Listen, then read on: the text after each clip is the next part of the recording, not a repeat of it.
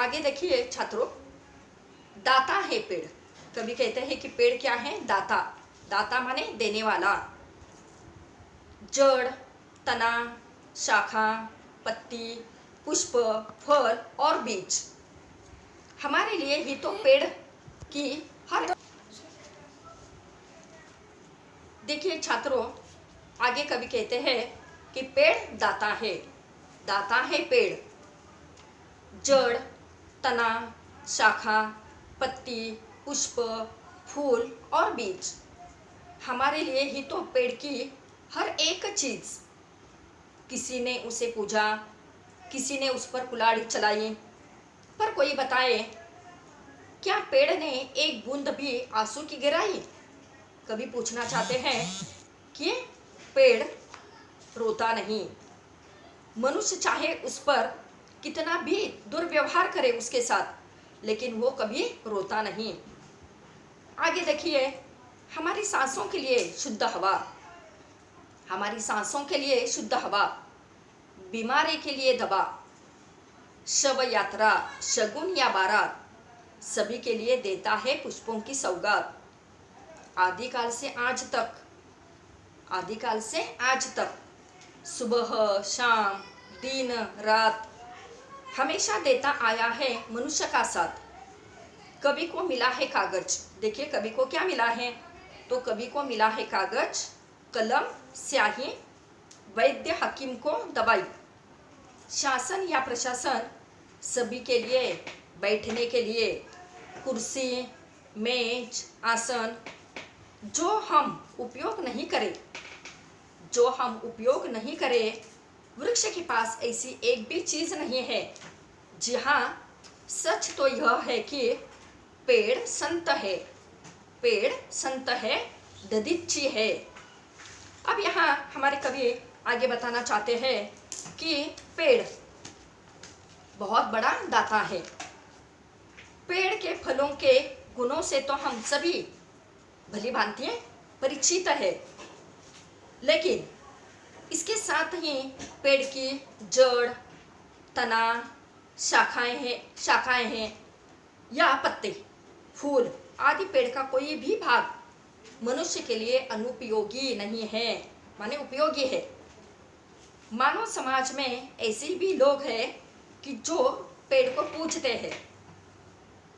हमारे भारतीय संस्कृति में स्त्रियां जो है वट पूर्णिमा करती है तो उसे उस पेड़ को पूजती है और अपने पति के लिए लंबी आयु, दीर्घ आयु की कामना करती है।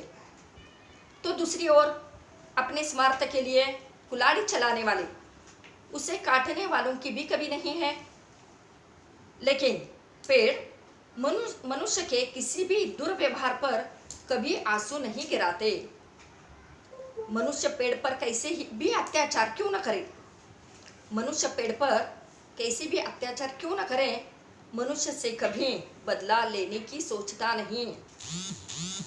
वह तो जीवन भर, वह माने पेड़ जीवन भर देता ही रहता है और आगे भी देता रहेगा। मनुष्य को जीने के लिए सबसे महत्वपूर्ण है ऑक्सीजन। अब देखिए छात्रों, आज जनसंख्या बढ़ती जा रही है और शुद्ध हवा हमें मिलती नहीं। ऑक्सीजन की कमी हम आजकल पाने लगे हैं, लेकिन हमें पेड़ लगाने चाहिए। तो ऑक्सीजन हमें पेड़ देते हैं, जो पेड़ पौधों से हमें मिलता है। जब मनुष्य सांस लेता है तो कार्बन डाइऑक्साइड बाहर निकालते हैं। यह कार्बन डाइऑक्साइड पेड़ शोषित कर लेते हैं, माने दुर्गुण शोषित कर सद्गुणों को पेड़ प्रेषित करता है और मनुष्य जीवन के लिए जरूरी ऑक्सीजन पेड़ हमें प्रदान करते हैं। अब पेड़ हमें क्या क्या देता है? देखिए कवि ने यहाँ पर हमें कहा है कि पेड़ हमें अनेक, जो रोगी है, बीमार व्यक्ति है, उन रोगियों के लिए विभिन्न औषधियाँ देता है। किसी भी शव यात्रा हो, किसी की शव यात्रा हो या किसी शुभ कार्य में फूलों की सौगात हमें भेंट के रूप में देता है। किसी की बारात हो तो पेड़ अपने घर के सामने सजावट के लिए फूलों का उपहार भी तो देता है।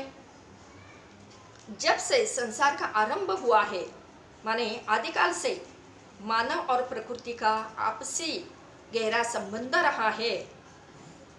पेड़ हमें क्या क्या देता है देखिए, तो मनुष्य को कागज, कलम, स्याही भी वो देता है।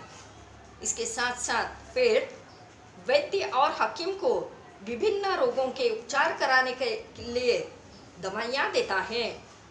इतना ही नहीं तो देखिए, शासन और प्रशासन के लोगों के लिए बैठने के लिए कुर्सी और आसन भी देता है।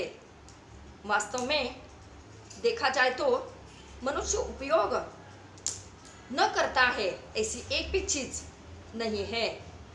पेड़ के समान जो दूसरों को देते हैं, किसी से उपेक्षा नहीं रखते। वास्तविकता तो यह है कि पेड़ संत महात्माओं के भांति है। अब देखो, कवि ने यहाँ पेड़ को संत कहा, महात्मा कहा।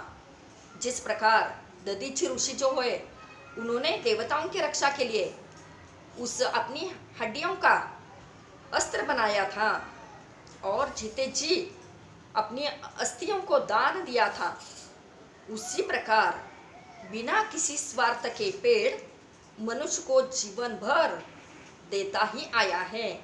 तो इसी प्रकार इस कविता में कवि मुकेश गौतम जी ने हमें पेड़ का महत्व बताया है और पेड़ की सार्थकता उन्होंने सिद्ध की है।